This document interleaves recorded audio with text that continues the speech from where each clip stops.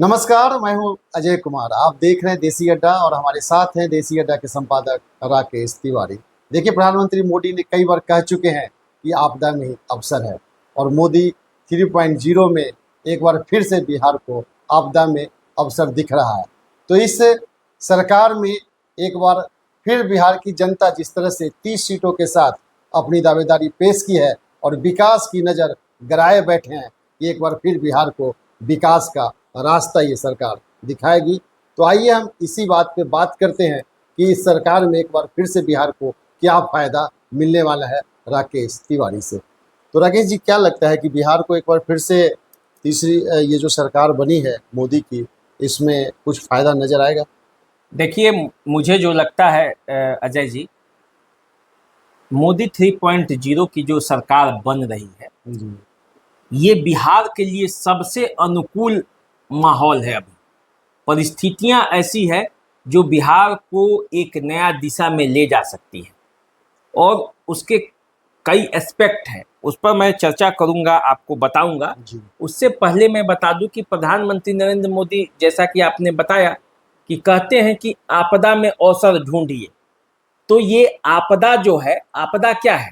आपदा कुछ नहीं है, लेकिन आपदा है भी। आपदा ये है कि बीजेपी को पूर्ण बहुमत नहीं मिला है, तो उसे गठबंधन के साथियों के भरोसे रहना पड़ेगा।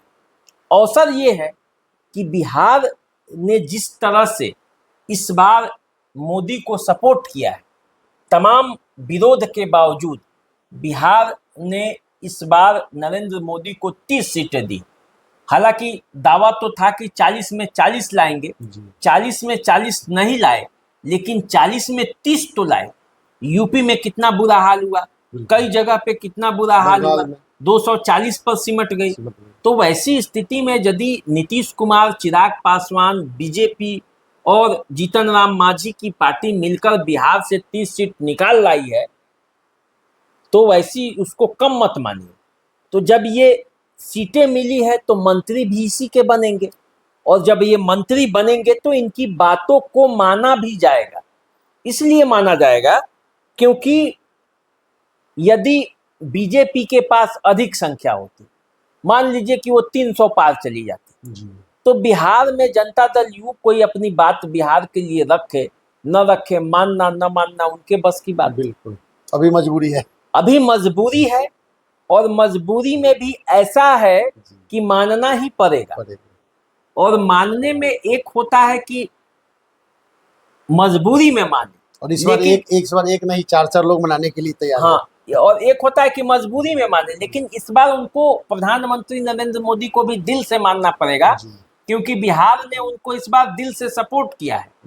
आप यदि देखेंगे नीतीश कुमार को, तो जिस नीतीश कुमार पर सबसे ज्यादा विश्वासघात करने का दावा किया जा रहा था, पलट जाएंगे, इंडिया में चले जाएंगे, वहां चले जाएंगे, ऐसे हो जाएगा, और जब संसदीय दल का नेता जब प्रधानमंत्री नरेंद्र मोदी को चुना जा रहा था, तो जिस तरह से नीतीश कुमार ने विरोधियों को जवाब दिया, वैसा किसी ने नहीं दिया।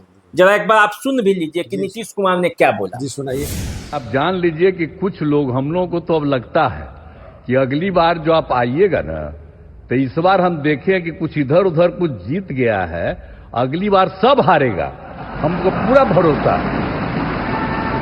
ये सब बिना मतलब का बात बोल बोल करके क्या किया है? ये सब कोई काम किया है? उन लोगों ने आज तक कोई काम नहीं किया, देश की कोई सेवा नहीं की है।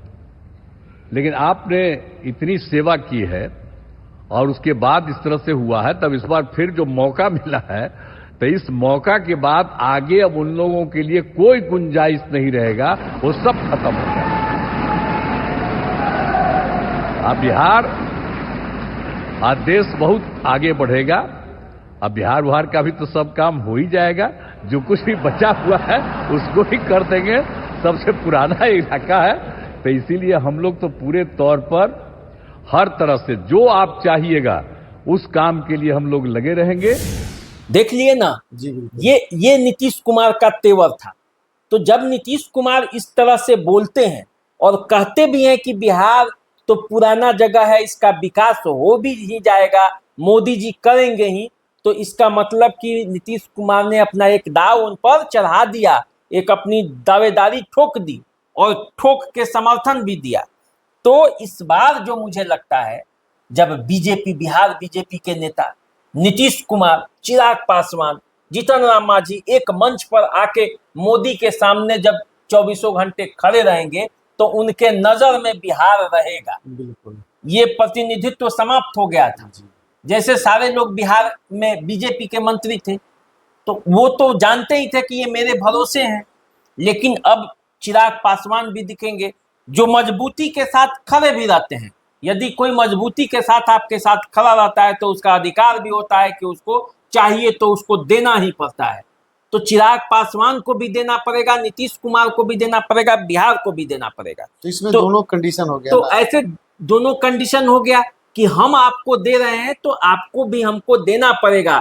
सब चीज गुजरात लेके नहीं जाना है, सही। बिहार में भी लाना है। क्योंकि चिराग पासवान ने जिस तरह से बोला संसदीय दल के मीटिंग में, और जिस तरह से प्रधानमंत्री नरेंद्र मोदी को अंतिम में जो बातें बोली कि मेरे पिता राम विलास का ये सपना था, वो क्या सपना था, चिराग पासवान ने कैसे बोला, एक बार अब वो भी आप सुनिए। दिखाया जाए। मौजूद यहाँ पर सभी नवनिर्वाचित लोकसभा के माननीय सांसद सदस्यों का स्वागत करते हुए मैं मेरे प्रधानमंत्री आदरणीय नरेंद्र मोदी जी को बधाई देता हूँ। आपकी वजह से एनडीए को ये प्रचंड जीत हासिल हुई है, इसका श्रेय आपको जाता है सर। आप ही में वो इच्छा शक्ति थी कि जिसने इतिहास में इस तरीके की प्रचंड जीत को दर्ज कराने का काम किया।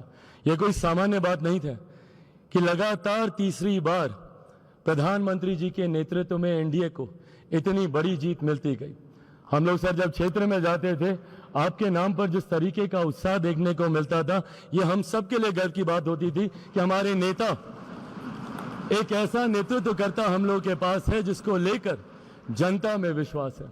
आप ही की वजह से सर आज दुनिया के सामने हम लोग गर्व से कहते हैं कि भारत देश की 5वीं सबसे बड़ी अर्थव्यवस्था बना, तो ये देन आपकी है। भारत की जनता को सर आप पर पूरा विश्वास है। आप ही में सर वो इच्छा शक्ति है जो गांव और शहर की दूरी को मिटा सकता है। आप ही में वो इच्छा शक्ति है जो अमीर और गरीबी के फासले को पार सकता है। आप ही में वो इच्छा शक्ति है सर जिसने ये लक्ष्य रखा कि 2047 तक भारत को हम लोग विकसित देश बनाएंगे, और भारत को विकसित देश बनाने की ओर आप ही हम लोगों को लेकर चल सकते हैं। मैं यहाँ इस सदन में मौजूद तमाम वरिष्ठ नेताओं का अभिवादन करते हुए मैं चिराग पासवान, जो यहाँ पर प्रस्ताव माननीय रक्षा मंत्री जी आदरणीय राजनाथ सिंह जी के द्वारा आया है, मैं चिराग पासवान मेरी पार्टी लोक जनशक्ति पार्टी रामविलास की तरफ से एनडीए संसदीय दल के नेता पद पर श्री नरेंद्र मोदी जी के नाम का समर्थन करता हूं। और अंत में मैं इतना जरूर कहूंगा सर, मेरे नेता, मेरे पिता आदरणीय रामविलास पासवान जी ने एक सपना देखा था, और उन्होंने हमेशा कहा था कि मैं उस घर में दिया जलाने चला हूं जिस घर में सदियों से अंधेरा है। मुझे लगता है उनके इस सपने को, उनके इस लक्ष्य को और करोड़ों देशवासियों को अंधकार से निकालने की उम्मीद एकमात्र आप हैं सर। इसके लिए आपका बहुत बहुत धन्यवाद, बहुत बहुत आभार। जय हिंद। देखे ना चिराग पासवान का, तो अब देखिए कैसे एकजुटता आपको दिख रही है। हर बिहार के हर नेता में एकजुटता इस बार दिख रही है। जीतन राम मांझी, जिसको लोग ऐसे ही ले लेते हैं, बिहार के मुख्यमंत्री रहे, दलित नेता हैं, कैसे उन्होंने बोला और किस तरह से उन्होंने प्रधानमंत्री को सपोर्ट भी किया और बता भी दिया कि हमारा इरादा कैसा है। हम उस पत्थर तोड़ने वाले के संतान हैं जिसने पत्थर तोड़ के सड़क बना दी। इरादे कितने मजबूत थे। जरा जीतन राम मांझी ने क्या बोला ये भी सुन लीजिए। हिंदुस्तानी अवाम मोर्चा सेकुलर की तरफ से एनडीए संसदीय दल के नेता पद पर श्री नरेंद्र मोदी जी को नाम का समर्थन करता हूं, और एक ही बात मैं कहना तो चाहता हूं, दोहराना चाहता हूं, हम उस वंश के लोग हैं जो 24 वर्ष, 24.5 वर्ष लगातार छेनी हथौड़ा लेकर के पर्वत को काटा दशरथ पर्वतों से दशरथ मांझी दृढ़ इच्छा के धनी उसी परिवार के हम हैं और इसी आधार पर हम आश्वस्त करना चाहते हैं इस सदन को कि हम हर हालत में नरेंद्र मोदी जी के साथ और एनडीए के साथ रहेंगे, समर्थन करते हैं। बहुत बहुत धन्यवाद। तो देखें ना जीतन राम मांझी ने क्या बोला।